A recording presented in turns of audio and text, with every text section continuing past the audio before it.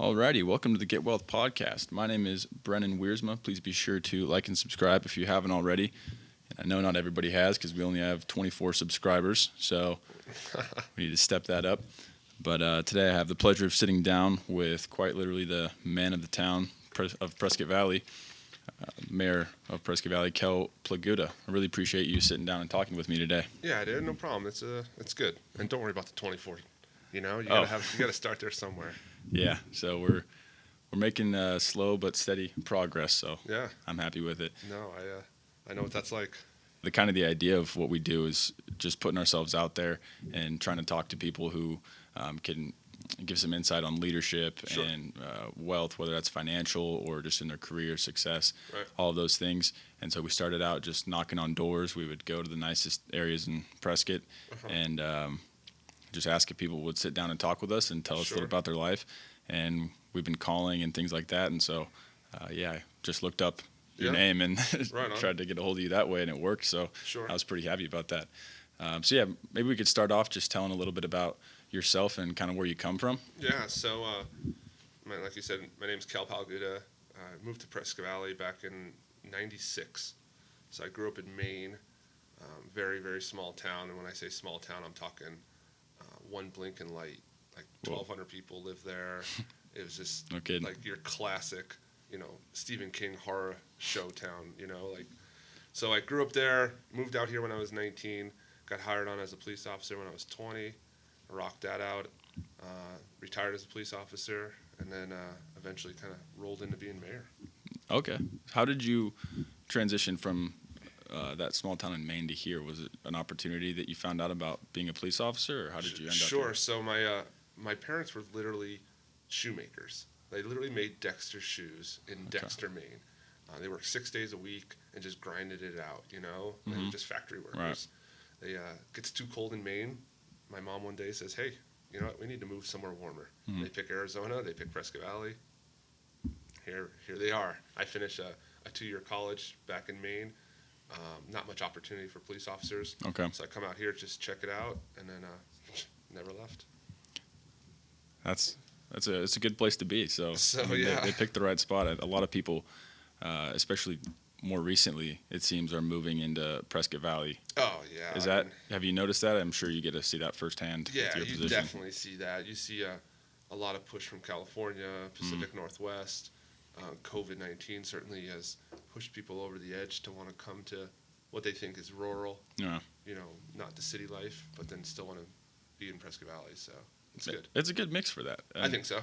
I just kind of hope it doesn't turn into what they're running from, And there's always that fear, but you just got to just kind of go with, you live for the day, Yeah, and Prescott Valley specifically has been growing. I mean, because Prescott came first, right? And then Yeah, so Prescott's been around for, 150, 200 years? Yeah, A long time. all of his history. And everyone then talks about, Prescott Valley's been around for 42.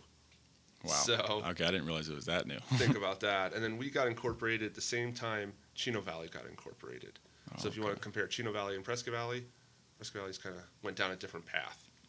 I'd say. So Yeah, I deliver groceries with Instacart. okay, So that's actually been doing really well Yeah. during all of this because Sure. people have not been wanting to go to the groceries, and frankly, I don't mind at all. yeah, But I deliver out in Chino Valley sometimes, Okay. and it's not even close. It's not the same. no, it's definitely not the same. It's more of a rural lifestyle. So Yeah. that's what makes Prescott Valley so good.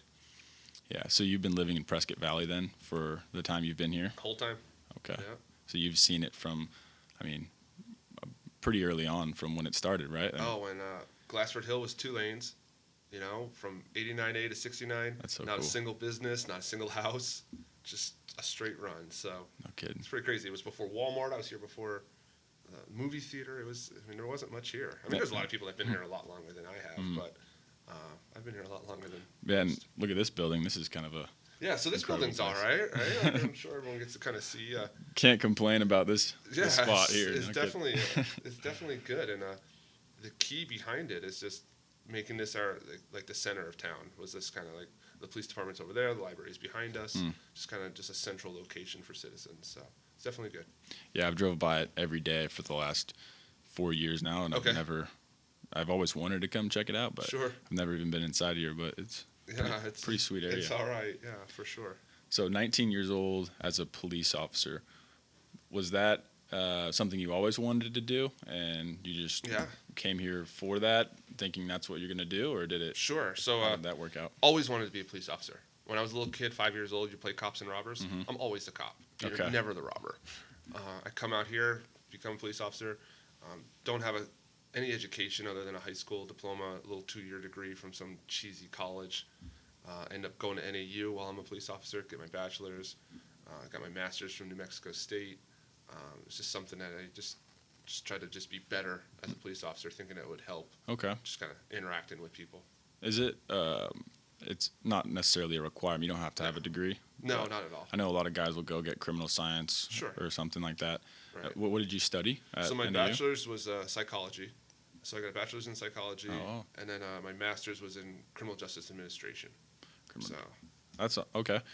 Yeah, psychology is, I imagine, helps out in a way that a lot of people wouldn't imagine. Right, with that job, there's quite a bit of psychology. You're working with people on a very practical basis of how people think, and sure. I mean, I personally don't know a lot about it, but Right. I'm in the pilot program at Embry-Riddle, Yeah. and that was the other option of what I was considering, just because I always am interested in the social experiments and why people do what they do and that Sure. sort of thing. Is Yeah. that kind of what led you to it, or was it more just to help you become a better police officer? I think it was just I kind of just gravitated towards it. Maybe it was either sociology or psychology, just something a little bit different. I didn't want to major in criminal justice. I was already doing criminal justice. Right, you got there. So the degree just kind of helps you more of the journey was more important to being a better police officer, where you're in a classroom and you'd sit anywhere with people from all ranges of life, and how they understood things or how they interpreted things. It was important. Yeah. When I was actually I was a police officer, I had Tuesday, Wednesday, Thursday off. I would have to drive up to NAU on Tuesdays and Thursdays for classes. Jeez. That's how I would do it. Quite the commute. Yeah, so it was I grinded that out that was like a full year worth. And I took some classes here in Prescott. Okay. But it was just good. It was more, like I said, the journey was more important than what I was learning actually in the books. Right. And then the Prescott Valley Police Department is where you Yes. got on? Okay. Yep. And so you started as, how does that work? You like a rookie? Or, Yeah, so and you then start off as a rookie. I mean, I went to the academy. The academy was here in Prescott Valley, 17 weeks. And then, you're a rookie, just working patrol. There's a reason why I had Tuesday, Wednesday, Thursday off, because that's a rookie schedule right there. Yeah. You don't get Friday, Saturday, Sunday off when you first start. So did patrol, and then I went to narcotics. I worked undercover narcotics for about 5 years, and then which was good. Every day just wearing jeans, t-shirt, and a hat, and just making a difference all throughout Yavapai County, not just Prescott Valley. So it was good. Worked for a task force, and did a lot of great things. Yeah, that's one of those positions where, everyone tries to do good, but when you're doing that, you're making a noticeable difference every day. If you can stop a scenario, or you can intervene and step into someone's life at the time when things are at their worst, and you come in and just put a full stop on everything, and that's making a really positive impact. Oh, absolutely. It was an opportunity to actually. It kind of changed who I was as a person. Just interacting with a different walk of life, different people, and how drugs affected their lives, and how it kind of transformed their path, and then just recognizing how that was kind of, like I said, changed how I see things for the future and how I would change the way I did things. So as undercover narcotics, you're going into places buying drugs undercover. Is that how that works? Yeah, or so is it- we'd be buying, we'd work informants. We would just we use informants to buy drugs. We'd write search warrants, and then just kind of walk it back that way. And then we'd find someone that's selling drugs, and we'd arrest them, and then hopefully get them to tell us who they're buying their drugs from, and kind of work their way up, and literally just do that all day, every day. That's what we did. So. In Prescott, I know. I'm not sure about Prescott Valley, but it's quite a few rehab homes here. I've heard it was like the most in the country. Is that true? So at one point, Prescott had, hundreds of them. And then they since changed the law and kind of narrowed it down, tightened it up a little bit. Okay. Prescott it was because there was just more older homes where they could put 8 bedrooms, 10 bedrooms, kind of create it into that type of facility. So they kind of got away from that, and it's kind of pulled back a little bit. So it's not quite as bad. Yeah, but I mean, Prescott for that type of thing, it's kind of away from everything. Sure. And the environment isn't very, the big cities is probably what gets people. Yeah, exactly. But so it was good. Like I said, changed the way I kind of see things, and I tell people that's my previous life now, was being a police officer and working undercover and doing my thing. Yeah, so what motivated you from being a police officer to wanting to become a mayor? How does that process go? So I tell people the same reason I wanted to be a police officer was because I wanted to help my community. And being mayor, you get to help your community as well. It's just kind of have a different voice. Yeah. And it just one day I got a phone call, never really thought about being mayor, and some guys were like, hey, why don't you give it a shot? So then I kind of was like, yeah, kicked around the idea, like kind of figured it out, and I'm super competitive, so I'm like, sure, I'm retired, I don't have really much else going on, I'll give it a whirl. Yeah. And then I heard that some people were kind of making it like a mockery of my candidacy, like thinking I was just a joke, and that I had no chance at even coming close to being mayor. Now it's on. And then it was on. Then it was like, all right, you want to see a joke? Watch me. And then I used the word grind, but that's what I was doing every day. I had a wagon that had my face on it, elect Kell Palguta. I would literally be dragging this wagon around to events, Little League, concerts out here on the grass, and I would talk to every single person I could. I would be talking to the people in the drive-thru that would give me my food at Wendy's and be like, hey, do you vote? They're like, no. I'm like, hey, here's a way to register to vote. Whether you vote for me or not, that's cool, but this is what I would do. And sure enough, I'd come back by a couple weeks, they'd be like, hey, I registered or whatever, and yeah, and then ended up winning. Yeah, for the city, it's just a numbers game, right? There's not an electoral college or anything. No, it's just numbers. Yeah, you got to win by one. Yeah. That's what you got to do. It's just like anything in sports. Is you win by one run, you win. You win by one vote, you win. So that was how it went. I was looking it up, and you won by around 300 votes or so, which, I mean, in the country that sounds so minuscule, but for Prescott Valley, that's... So it was out of what, just over 10,000 votes? Yeah, that's I won by 3%, 300 votes. Which is good. I mean, you won. Yeah, no, you won. Like, I tell people, I wasn't sure if I was going to win, but I was going to give it 100%, you know? And, people have, like, watch parties or, like, election night parties, and like, hey, watch the results. My opponent has his party. He was known, he was on council, so he has a ton of people at his event, right? Oh, no. It's me and my wife sitting at a bar in Prescott, looking at our phones, waiting for it to come in. And sure enough, the first numbers come in, I'm up by like 30 votes. And I'm like, huh? All right. And then it just kept going more and more, and then by 2 o'clock in the morning, I'm up by 300. And that was it. That was it. So, I don't know. You got to do a little bit of showboating after that one. People are counting you out. Let me tell you, no, it truly was. Like I said, like, truly were counting me out. Like, he ain't got no chance, doesn't know what he's doing. And really, I didn't really know what I'm doing.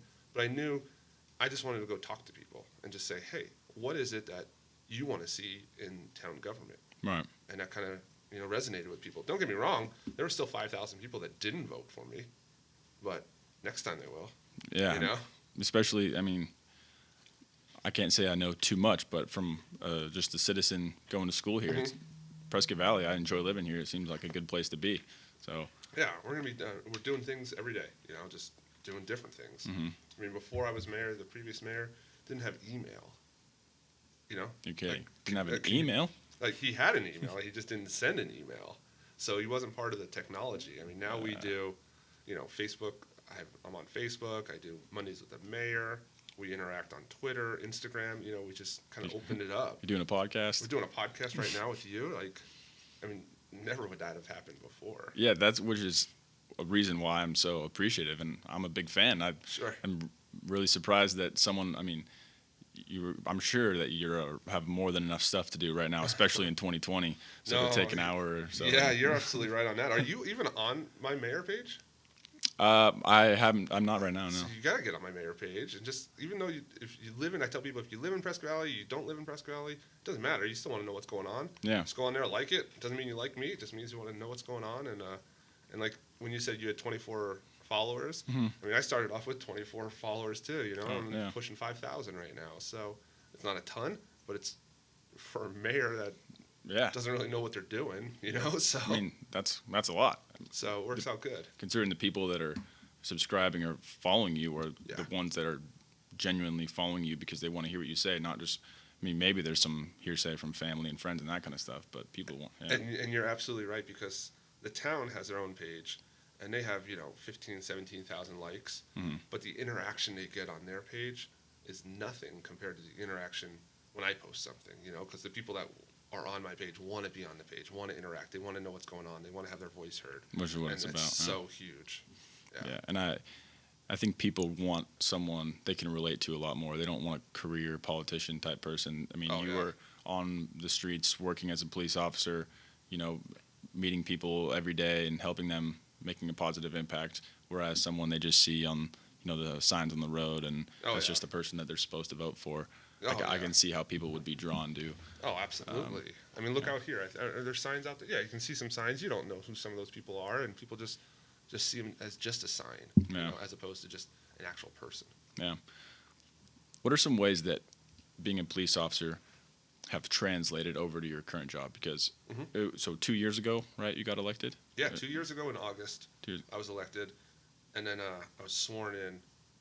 Like this January will be 2 years where I was sworn in, so there was a little bit of a gap from when I was elected to when I was sworn in. Okay. So I think the important part is just being able to listen to people, or having that opportunity where someone comes to you with an issue, and you listen to that issue, but then there's always another side, and you listen to that issue, and you kind of see where the middle ground is, right? And then you make your decision off of that. Same thing applies as being mayor. Yeah. Instead of listening to someone argue about why they were in a fight, a husband and wife, why they were in a fight, I hear, what are we doing in regards to water or economic development or things like that. So it's just same thing, just different skills. Yeah, the psychology transfers over the same, would you say? I think so, yeah. I mean, it's interacting with people, the same thing. I mean, it doesn't change. Just because when I was working undercover, I mean, I dealt with people who, were having rough times, making bad decisions. But they're still people. Right. They still had human emotion, and it changes nothing when I'm dealing with someone. Just because you're wearing a suit and tie doesn't really change who you are. You still got reasons to be who you are. Yeah, which is another reason I can see how it transfers over really well, because you have to learn compassion for those people, which you obviously are, but you also have to be a leader, and you have to step in and do the right thing, even though some people aren't going to agree with it. And that's really important, especially being the mayor, because sometimes you have to just make the decision for what's best for the community. Yeah, you're absolutely right. I tell people, you may not agree with me 100% of the time, and more than likely you're not gonna. But at least you know where I come from and why I make a decision. That's all. Yeah, and people can really appreciate the honesty with that. Yeah. I imagine. How was the coronavirus pandemic, all this nonsense? So I get that question sometimes. COVID-19 was not in the brochure to be in mayor. When someone said, hey, you're going to be mayor. I was going to say, 2 years ago, different world. This was not it, Like, how do you manage that? Like, what do you do? Here in Prescott Valley, we've tried to be as normal as possible. I mean, we shut down for like 2.5 weeks, 3 weeks, and that was it. And after that, we encouraged people, hey, this is what we're going to do, because people still need to eat. Yep. You know what I'm saying? Like, you still need to function. Yep. And there's people hundreds of miles and thousands of miles away from Prescott Valley who don't care about Prescott Valley. You know what I'm saying? All right, not at all. And we need to worry about the people in this community and what they're going to do to function. And the good thing is, during COVID-19, not one person from Prescott Valley was killed due to the virus. You know what I'm saying? Amen. Other communities where COVID got into nursing homes and things like that, and unfortunately affected the most vulnerable, we got ahead of it early.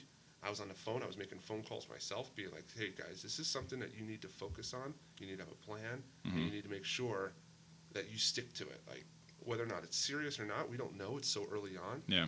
But let's just play on the side of caution. Right. And it worked for us. So that's good. Yeah, that's an awesome statistic that, no one fell in Prescott Valley. Right. That's incredible. And I'm sure a lot of it comes directly from taking action earlier on. And I got to say, like, I personally probably underreacted. I wasn't as scared about it. Sure. And then as time goes on, it seems like it becomes a political thing where now it's just blown out of proportion. And now they're making decisions on people's well-being based off of their political agenda. And that's kind of where I jump ship on it's tough, and it's like I said, you don't want to bring politics into it, and that's why businesses still need to be able to be open. We did not issue a mandate for masks. Some communities did that. We just said, hey, you know what? You're going to make your own decisions on this. This is what it is, and just as a business, they can make their own decisions. So if a business wants you to wear a mask, we respect that. Wear a mask for them. But if we're not making it, a rule throughout the kingdom. Right. So, and we took a lot of heat. I had people on Twitter who were blowing me up from other states about how awful and how I was killing people. And I imagine. It was just ridiculous. I'm like, who are you? Like, what are you doing? Like, go away. I'm not killing your grandma. It's just unbelievable. Truly, trolls were just coming from everywhere. So. Yeah, that's social media has an unlimited amount of possibilities for the good, but there is that side of it. The internet is ruthless. Ruthless. Yeah. So as a mayor, how does it work getting things done, passing new laws or changing things? Do you got to talk to the city council and run it with them, or can you just say this is the way it's going to be? So what we do is we have a council. Okay. And like our job is to kind of just oversee how things are going, focus on a direction of policy. And we have a town manager who basically his job is to basically go out and do what council and the mayor want. So it's his responsibility. So it's almost as if you looked at a CEO and a board of directors. So we're more of the board of directors. And when things go bad, we lean on the CEO. And the CEO is responsible for how things play out through the company. Yeah. So that's kind of how it flows. So when obviously heat comes, it comes to the mayor, right, the council, and then we kind of have to adjust accordingly. Yeah. Okay. And do you ever get some pushback when you think something you should do it this way and other people would disagree? Is it ever hard to, change things, like, for example, like the masks or just the way that they're running things? Yeah, so the masks, that was just that was my decision. Okay. Just say, this is what we're doing. If you don't like it, I understand, I'll listen to it, but this is how I'm going to run until, in my mind, because down in Phoenix, we all know Maricopa County put up all masks. They mandated it. Right. And in my mind, if that COVID-19 went down to zero in Phoenix, I'd be like, well, you know what? They're doing something right. It must be the masks. But the numbers weren't really changing as much as they were making it seem like to be. Yeah, it wasn't there. I'm like, you know what? Until then, let's face it. If we look at what we were hearing back in, February and March to what we hear today, different. It's crazy. It's totally different. So, and I still don't think we have a good grasp of exactly what is happening. And that was my philosophy on running with it, and it worked. Yeah, it did. So. Cool. So, aside from your duties as the mayor and all the chaos that comes with that, what do you like to do for fun? Are you an outdoor guy? You like hunting? I have 5-year-old twins. Oh, nice. And an 11-year-old son, and there's not much fun time. You know what I'm saying? Like Yeah. It seems like lately, now that COVID's kind of going away, we're picking back up more with events that I do as mayor, and events happen on weekends and on evenings, and kind of just spend family time is really the best I have. I love football, so I'll watch football. But like golfing or anything like that, I don't really do that right now. So just kind of. Who's your football team? The Cardinals. The Cardinals. Okay, right. All day. It's Arizona. You gotta. Yeah, I'm from Seattle, so I'm a Seahawks guy. Oh my God, this podcast needs to end right now. To be honest with you, this is ridiculous. You should have told me that before. This never would have happened. That's kind of why I waited till right now. But fair enough. But when I was in high school, I went to a lot of the games. Yeah. I knew someone who had season tickets, so nice. Got to see the NFC Championship with the Richard Sherman block and all that. Yeah. But No, that's football's cool. You play sports? I played golf. I'm coming from back east. I did hockey, and of course played baseball, that type of thing. So just overall, I'm not outstanding at anything, but I can play, Yeah. So I think sports are important. Oh, yeah. Growing up, it's for sure teaches you a little bit about being part of something bigger than yourself and hard work. Absolutely. And, working. So. No, that's good. Cool. Yeah. So as a mayor, what would you say is the most important characteristic that someone can have to be successful or achieve a position of like prominence or success? So I think there's two things. Like one, you always have to be genuine, not only to yourself but to others. Like don't want to be coming across as that person No. that just thinks you're better or you're condescending towards someone. Like, no, we are all same level. Mm-hmm. And if you go about your business that way, people understand that and they respect that. Mm-hmm. And the second thing is always have a plan B. Because I learned when working narcotics, plan A never worked. Like literally never worked. Like whether it was trying to do purchase a large amount of drugs or try to do a search warrant or try to follow someone, plan A never worked. So you always had to make sure you had a plan B, a plan C, and sometimes even a plan D. Mm-hmm. And it had to be fluent. You had to know what that was. Same thing with business, same thing with being mayor. Hey, if this angle doesn't work, I know I'm going to then flip, I'm going to go plan B, and we're going to go at it a different way. Yeah. And I think going that route is huge. And you can tell the leaders, and you can tell some organizations that don't think that way with a plan B and a plan C, and they stumble a little bit along the way. And I think as long as you set your goals on day one, if you're planning your plan A, make sure you spend a little more time on B and C, Mm-hmm. if that makes sense. Yeah, I think that's really good. And that can be broken down into multiple facets, right? If you have one goal that you want to achieve, you're going to have to take plan B a few times to get there. Oh, absolutely. Whereas another plan B might just be having a different goal, Yeah, at certain points. Absolutely.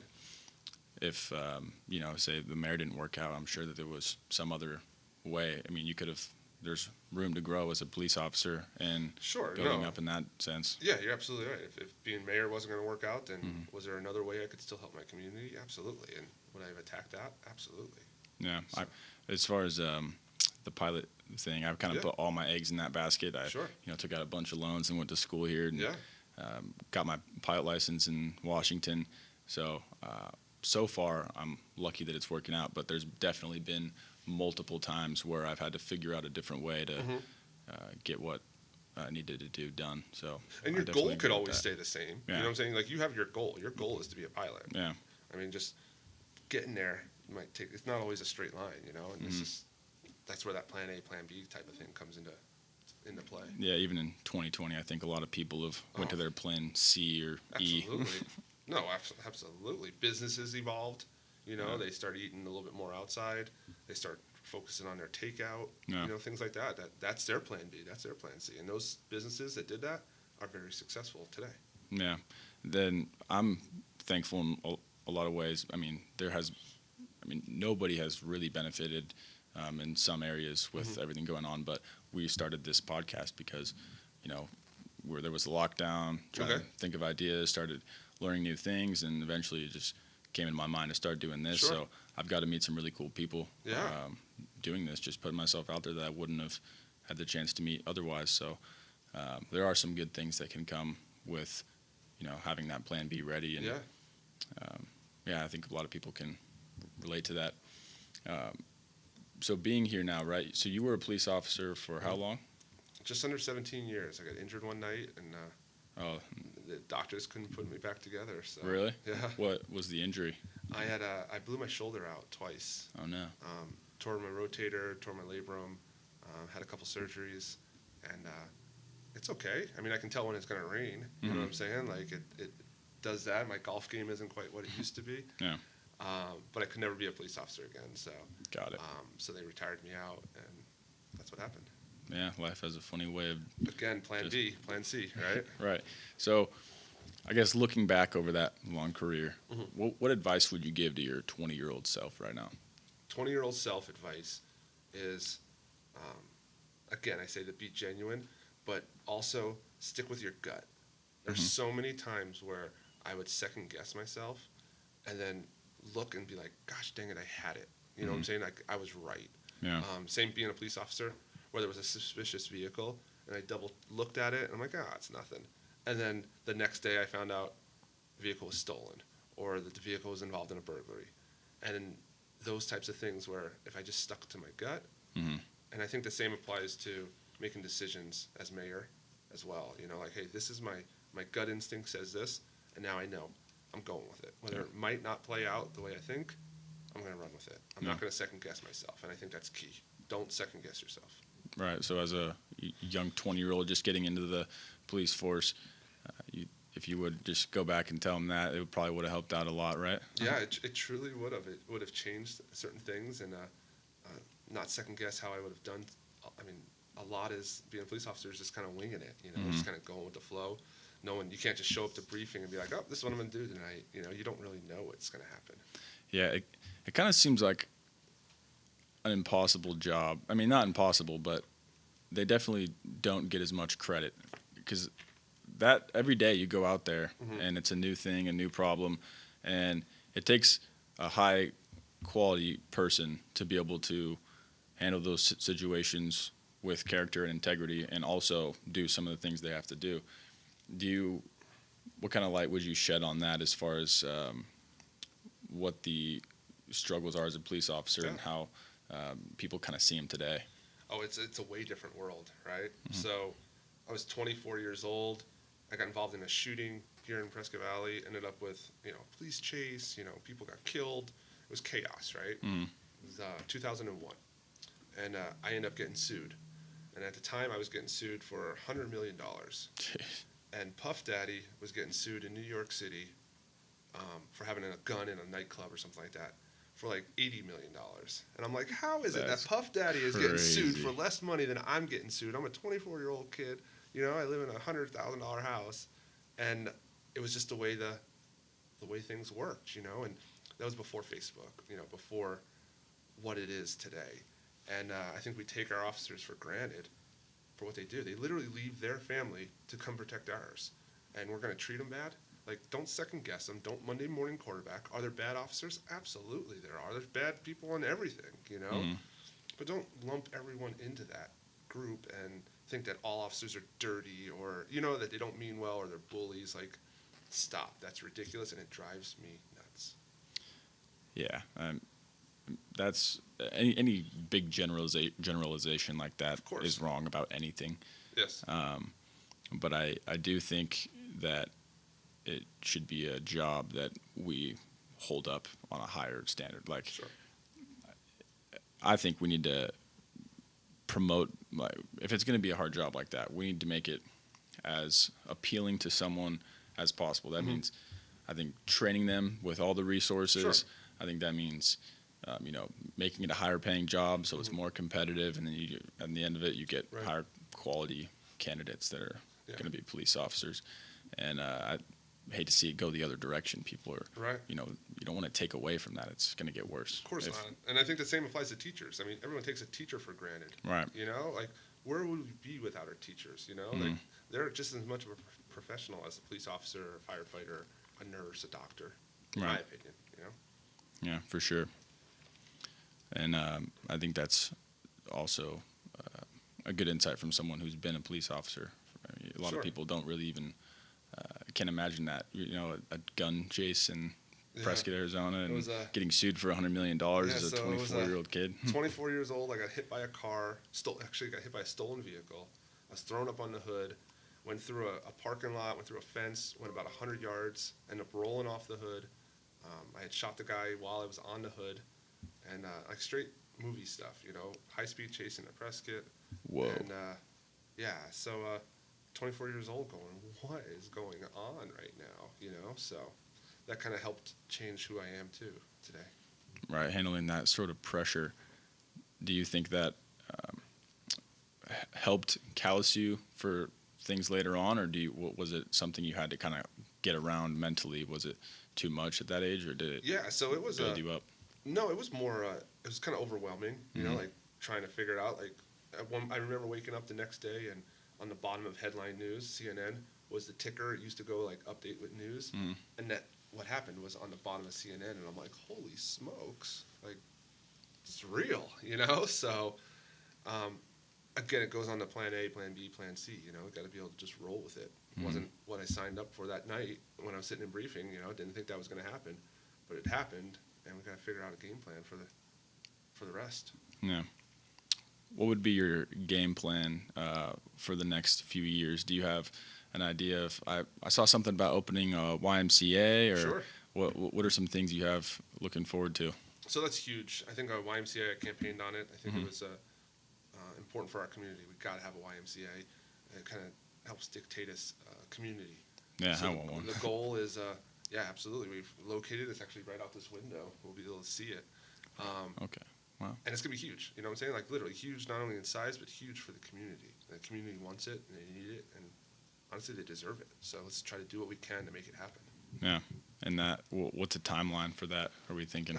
Let's hope we're moving dirt in the next 6-8 months. Oh, that's what pretty we're quick. hoping for, you know, like hopefully we get a design, hopefully we figure out a plan, we figure out some funding, Mm-hmm. and we start going. Because otherwise, you sit down and if you're not moving forward, you're not going anywhere. Kind of moving backwards almost. Yeah, you don't want to be moving backwards, and you Everything don't want else to be is standing moving still. forward. Exactly. So you need to just keep pushing, and that's hopefully what we do. That's really exciting. I'm not sure how much longer I'll be here. It's looking like Yeah. a few more years. Sure. So having that for a gym or Yeah. basketball, play basketball, and Absolutely. that's going to be a big boost for the community. Also, I think Embry-Riddle, that growing. Yeah. I mean, there's freshman class is huge this year. Is it really? And so more people are going to be moving out here for that as well. Oh, I could totally understand that for sure. So that's good though. You know, like I said, moving forward, got to be doing it. Yeah. Do you think you'll stay in Prescott Valley for the foreseeable future? How long are you thinking? So I'll be here for a while. You know, Okay. like I said, I have young kids. You know, I love Prescott Valley. You know, I don't see where else I would be going. I can't see myself anywhere different than either sitting here or sitting at my house in Prescott Valley. Yeah. So That's good to hear from the mayor. yeah, no, definitely. Cool. I got a few more. So we generally try to angle this podcast towards wealth, Yeah. and we usually have the guests define what they consider wealth. So before we get into anything about how you deal with monetary wealth, Yeah. what is that? How you would define it, or what's your definition of Yeah, wealth? you could define monetary wealth that way, like being wealth to you may be different than wealth to me. It's what makes you as a person happy, I think, or be able to function or comfortable. I think puts your wealth at a different level. So my wealth is making sure that I take care of my family, that we are, you know, when I'm long gone, that my kids are going to be okay. So that's the goal. And I think people see wealth as a different pattern. I think perhaps some people see wealth short term, and I definitely see wealth long term. Yeah. So I completely agree with you, and that's the answer we've been hearing a lot. Is that's the things that really matter in life, are those relationships, and absolutely. also your well-being is probably another one. What sort of investments have you made financially around here? Are you in the real estate market or the stock market, or? So I do real estate. I build spec houses, duplexes, things like that. Okay. Just kind of got to go with the market. You know, market here is strong for building. Yeah. So we build spec houses. My partner and I, we go out, we locate land, and then in hopefully desirable areas, and then just keep grinding on that and just go from there. So Granville is blowing up right now, Yeah. right? Have you done anything over there? So Granville is totally owned by the developer. Oh. So like a private builder like myself can't go out there and build something. So we have to go find different areas. We've been successful in areas that are 2-acre parcels where they can have horses, and we market it to, you know, city folk who want to live the Western dream. You know, come up, have horses, you know, live on a little bit of a space where they're so used to living side by side, and whether it's California, Pacific Northwest, and it's been very successful for us.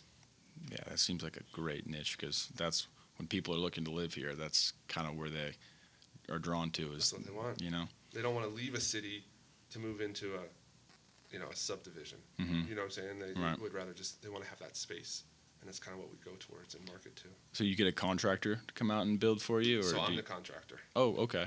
So my partner and I, we Got it.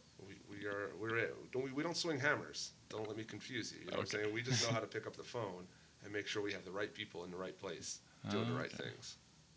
How do you? I mean, if you don't mind, how do you get the upfront capital for that? Do you buy and sell and transfer it over? Do you get some sort of tax benefits from investing into the next what's the 1031 thing? A 1031 exchange? Yeah. So we don't do that. Okay. So what we do is my partner and I, my partner's a police officer, and we don't come from a ton of money. You know what I'm saying? Right. So we had to start off small. Yeah. So what we did was we started off getting a beat down duplex down in South Phoenix. I love that. I'm talking beat down. Like we had the copper stolen out of our electrical boxes like 4 times because people would just go and just steal. You know what I'm saying? Like they were stealing copper. Like it was like South Phoenix. Okay. I cannot emphasize enough how bad it was down there. But we didn't have anything else, and we're like, screw it. We're gonna get this. The guy selling it was gonna carry us, so he was our bank. He was the bank. You know what I'm saying? So we didn't go to a bank. We gave him like $8,000, and it was beat down. And we're like, we could probably fix it up and rent it and see what we can do. And we're paying this guy like $300 a month on payments. So we did that, got some renters in it, sold it, made a little bit of money, then went a few streets over and bought a fourplex. Same deal. Like we looked for people that were selling, but they were going to be the bank. You know what I'm saying? So they owned it outright, but they were just letting us make payments. We knew we weren't going to keep it for long, so we just were able to keep it, kind of fix it a little bit, not fix it totally up, but we just made sure everything was good, manage it. We knew our payments were making the payments. We weren't making a ton of money, and then eventually we were able to sell that, make a little bit more money, and then we were able to buy our first 2-acre parcel, and then the 2-acre parcel was able to roll into 2 more 2-acre parcels. You know what I'm saying? By just when we built it up and sold it, we would get someone to be our hard money. Never went to a bank, which is someone that had a bunch of money who would lend to us at a high interest rate. But we knew we would have that high interest rate for only 4 or 5 months. So if we could weather the storm for 4 or 5 months, we knew we could sell it and then make our money. Does that make sense? Yeah, I love that. That is. So that's what we would do. And then we still, to this day, we still go and find people who we ask, hey, you have a lot of land, can we just break off a piece? And in 12 months, we'll pay you back. Like, we won't pay you, though. We were not going to pay you monthly payments. We just want to pay it all at the end. So whether you want to charge us 8% interest, we'll pay that interest at the end. So we're not upfront any money on our dirt, and we just go and build. And we know we're going to sell it. He gets his money at the end, makes a little bit of money, and then we get our money. Whoa. Make sense? Yeah. So without having $100,000 in the dirt, the owner, who to him it means nothing. He already has it. He doesn't know anything on it. He's just, sure. And it's all about building relationships. It's someone that you trust, or they trust you, that you're going to do the right thing. I'm not cold calling this person. It's someone that we're trying to work a relationship in by asking for, I don't know if it's a favor or not, because he's still making money. It's still a business to him, and we're still making our money. So it's all about not being so spread out, because we can't afford it. We just have to try to figure out what we do. So right now we have we're building 4 homes right now, all sold, all going out to people. So. Whoa, I got so many questions. That is super cool. That's the kind of stuff we're looking for with this podcast is those. Do people do that? Is that a common thing? I've never heard of that. Common thing with what? Buying a part of the land and then having an interest rate and telling them that they'll get paid in full. Is that because usually people will just buy the property and fix it up and lease it, and hopefully they can make money or figure it out that way. Yeah, do people usually go that avenue? I mean, there's people that want to who just, like where we first started off with the very bad properties. Yeah. Those guys knew they weren't a bank wasn't gonna loan on it. You know what I'm saying? A bank would be like, oh my God, there's so much work that needs to be done on this. Someone either has to come in and pay cash, or to this person, they're like, well, whatever, they're gonna pay me some interest payments, and if they default, I got their down payment, and I'll just start this all over again. So it's a win-win for them. They're not everywhere, but we would literally just go online and just start searching people, searching homes that said, for sale, we'll carry. And we just, whoever it was or whatever it was working out for us. And then with the dirt, that's just trying to find people that do that. People know that if I own dirt, a bank doesn't normally lend you money to buy dirt. Right. You know what I'm saying? That's not really what they want to do. They want to have something. They want a house. Yeah. So the person that owns the dirt knows that. So they're trying to figure out how they're gonna work that. I had a person literally this week. They want $100,000 for a piece of property. Okay. $100,000 is kind of aggressive. You know what I'm saying? Like it's probably not worth $100,000, but they want $100,000 out of it. Okay. So I call them up and I'm like, hey, what if I build a duplex on your property, and then you and we split the profit? What do you think about that? And he goes, how much do you think I can make? I said, well, we're going to build this duplex for $250. We're going to try to sell it for $450. You're still going to get your $100,000 at the end, because you ain't going to get it unless my duplex is on it. You're not going to get it bare. No one's going to give you $100,000 for it. But with a duplex on it, you're probably going to get your 100 grand. So do you really care how you get your 100 grand, whether it's with a duplex on it? No. And he's like, no, I just want to try to make 100 grand. Then let's go this route. And by the end of the conversation, he's like, that sounds pretty good. I'm going to get back to you. And that was literally 2 days ago. So I'm sold. No money up front. You know what I'm saying? Like, my partner and I, we build it. You know, we'll work on the financing. He has his land. So he comes to the table with the land. We're coming to the table with our skills and our connections for getting a duplex on there. Mm-hmm. We are a partnership. And then at the end, we sell it. We split the money. That's something that isn't out in the open. Like, you have to go look for that. But that's such a great way to. That's. I mean, I don't want to say like your imagination to go think about how to get to that avenue is. If it was easy, everybody would be doing it. You know what I'm saying? Like, you have to be able to go out there and be like, I mean, there's people that are at this level who are like, we don't do that. We're not there. You know what I'm saying? We're doing our thing. We want to make our 100 grand and move on to our next. So, and before you know it, we're going to be there. Right. But you've got to, when I say grind, like, I can't, and that is the best word in the English language is grind. Mm-hmm. You know, like, you have to grind every single day if you want to be successful. Yeah. So, yeah, so it's just a different approach. And you can do it anywhere. You know what I'm saying? Like, you guys can do it. You can just go, try to find it, and say, this is what we want to try to do. Might not know the answers. Right. By golly, we're going to figure it out. Yeah. You know, I mean, I built my first house, had no clue what I was doing. No clue. Like, it was an owner-builder. I had a guy draw plans by hand, which is unheard of now, right? Like, it's all CAD. Yeah. And I built a house, never picked up a hammer, and I would just be like, hey, so who do I call next? You know what I'm saying? Like, asking the concrete guy who I would call next, and then asking the electrician who I would call next, and then the framers. And they're just looking at me like, do you even know what you're doing? And the answer was no. I did not know what I was doing. But I'm going to figure it out. The house is still standing. I sold the house. My first house I sold literally July of 07, which was the top end of the peak before the crash. You know what I'm saying? And as a realtor, I ended up selling it 8 years later. Like, I sold it to someone. They bought it. They owned it for 8 years, and then they contacted me, and they say, hey, you want to sell that house? And I'm like, you remember me, right? Like, I'm the one that built it and sold it to you. And they're like, oh, my gosh, you're right. And then I ended up selling it again to someone else. Full circle, man. It's so crazy. But, again, just grinding on that. Not knowing what knowing what you're doing affect what you're trying to do. Yeah. It's all about, like you said, getting wealth, right? We all want wealth one way or the other. Mm-hmm. It's going out there. There's no real, I mean, there are books, but. This is the kind of thing that I think really people can learn from. You know, some real world hands-on experience from someone like you from humble beginnings who really just knows about what it takes to find the opportunities. If you need to take any call, it's fine. No, you're good.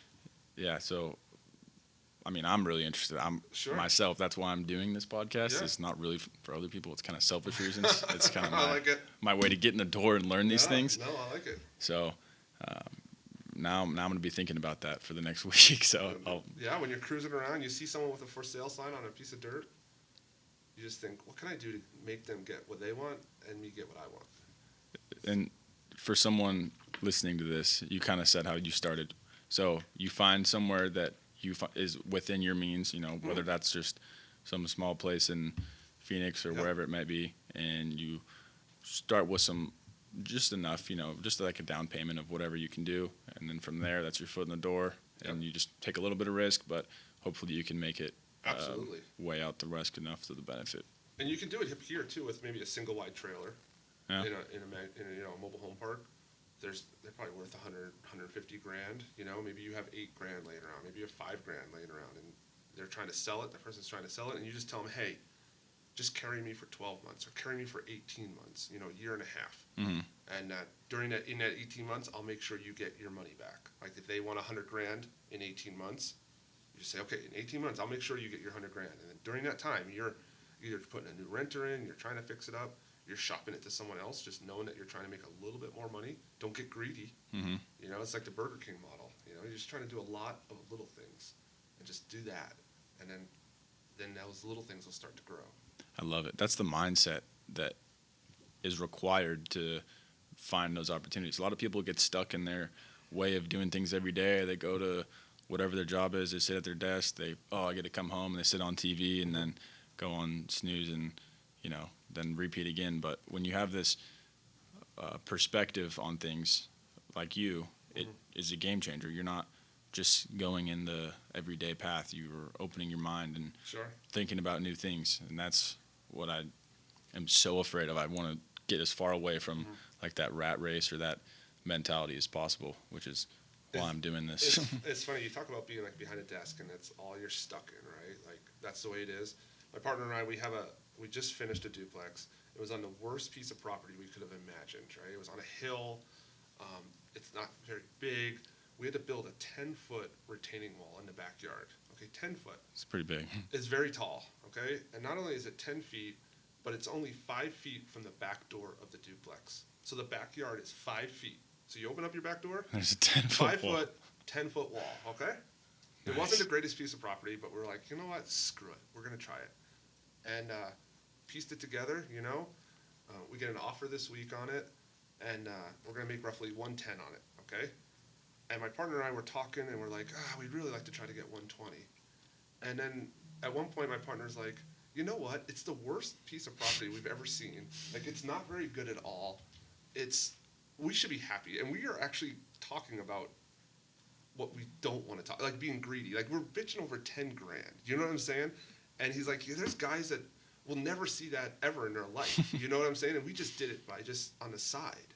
So it's all about just putting it in perspective, on something that we saw a piece of dirt that was worth, in our mind, not very much, and it was going to be a tough build. And it was a tough build.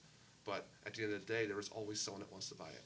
You know what I'm saying? And sure enough, there's someone that wants to buy it, put in renters, and the renters are like, we don't care. We don't go in the backyard. It means nothing to us. We need a place that's clean and in a good location, Prescott Valley, and here it is. They're renting it out. You said you're a realtor also? So I do real estate as well. Okay. I mean, it helps on what we do in regards to our builds because we're on a realtor. You know what I'm saying? So we save our 3% when we try to sell our own place. Right.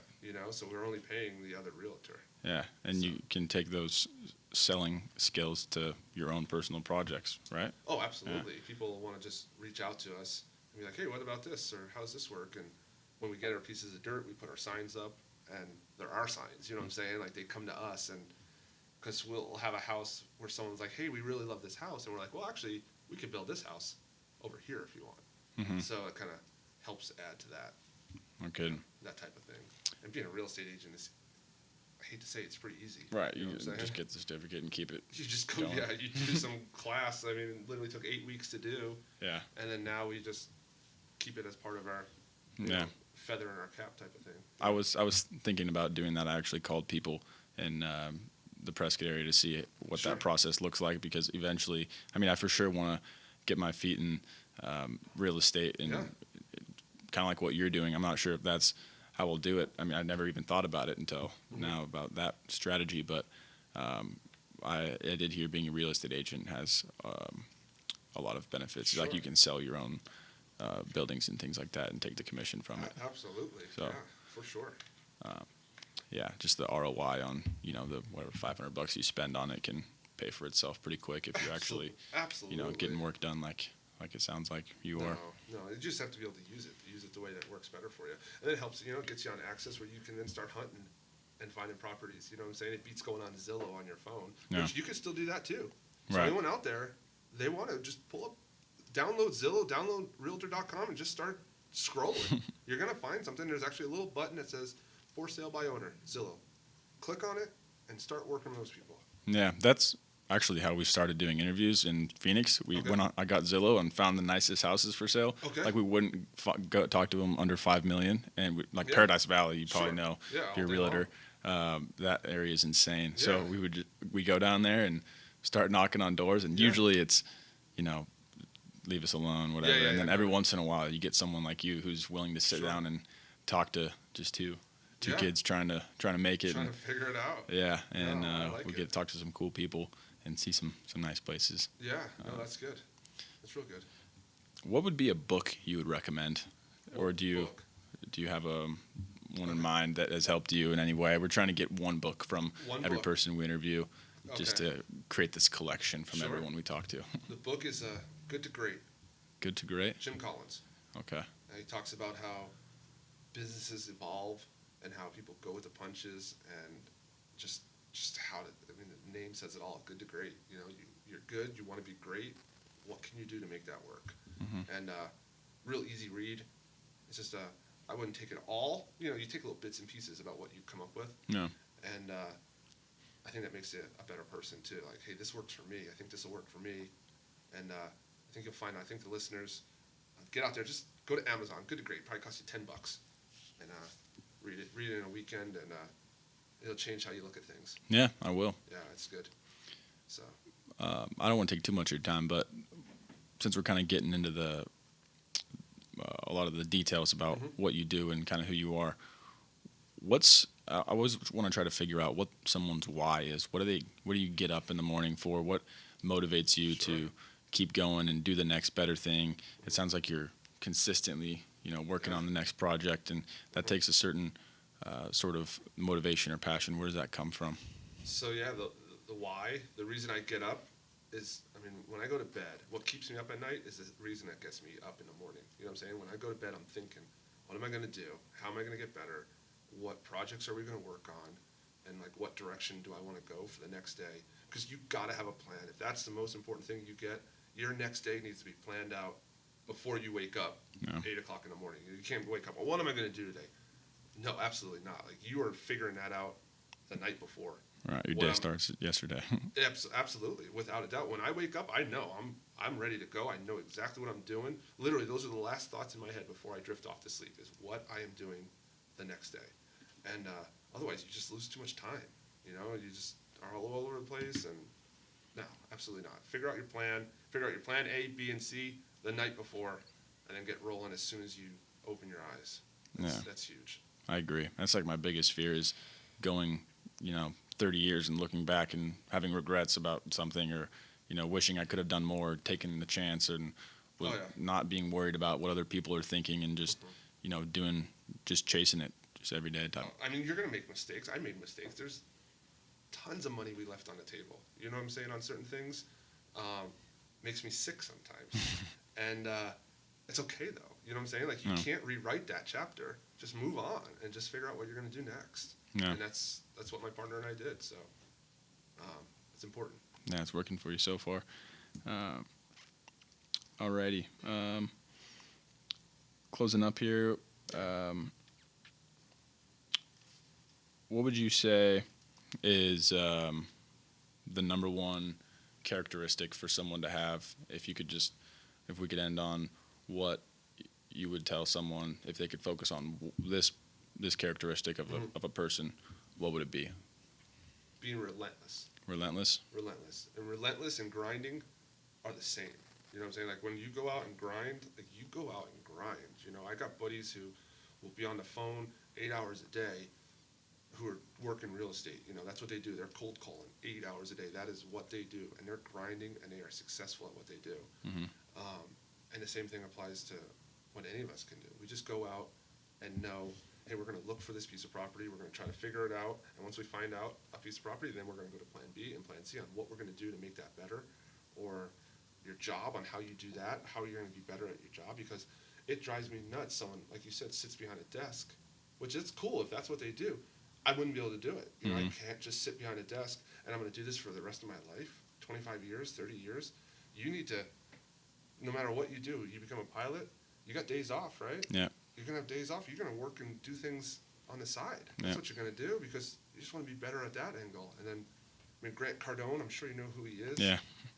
It's that guy. He's a stud. He's hustling. He's hustling every day. He's hustling and has hundreds of millions of dollars and still hustles, because he's just doing it every day and he grinds it out. And that's what, if you want to be successful, that's what you have to do. And you respect that. People respect that when they come across you and you're like, what do you do? Well, I do this and I do this and I do this and I do this and I just try to make it work. Does it all work? Hell no, it doesn't all work, but at least I'm trying. Yeah. And you're going to get better and you're going to learn from it. And that's what it's all about. Amen. That sounds like a good note to end on. Yeah. Kell, I really appreciate your time. Hey, man, I appreciate you. Keep doing what you're doing. Pleasure talking to you. Will, definitely. Right on. So it was great. Alrighty. All right, guys. Call it there.